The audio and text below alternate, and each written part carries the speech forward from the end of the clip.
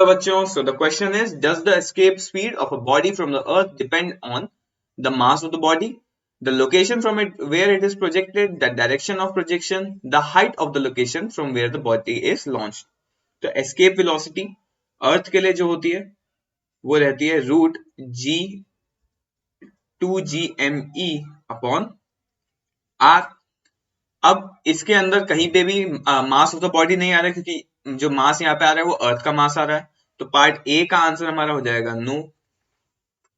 Part B, the location from where it is projected, कहीं पे भी यहाँ पे लोकेशन के बारे में बात नहीं हो रही है इस फॉर्मूले में, तो यानी कि बी पार्ट का आंसर भी हो जाएगा no. C part, the direction of projection, हमारा जो ये एस्केप वेलोसिटी का फॉर्मूला आता है ये बेसिकली आता है कि हम लोग उतनी काइनेटिक एनर्जी उस ऑब्जेक्ट को प्रोवाइड कर दें कि वो जो नेगेटिव पोटेंशियल एनर्जी उसके पास अर्थ की वजह से है, अर्थ की ग्रेविटेशनल फील्ड की वजह से उसको ओवरकम कर जाए। तो यानी कि डायरेक्शन का कहीं पे भी बात नहीं आती है, तो सी पार्ट का आंसर भी no. D part, the height of the location from where the body is launched, तो यहाँ पे जो कैपिटल आर की टर्म है ये बेसिकली अर्थ के सेंटर से उस बॉडी का डिस्टेंस है। तो यानी कि जैसे जैसे आप हाइट चेंज करोगे ये कैपिटल आर भी चेंज होगा, तो यानी कि जो एस्केप वेलोसिटी है वो हाइट पे डिपेंड करती है। तो डी पार्ट का आंसर हो जाएगा हमारा यस।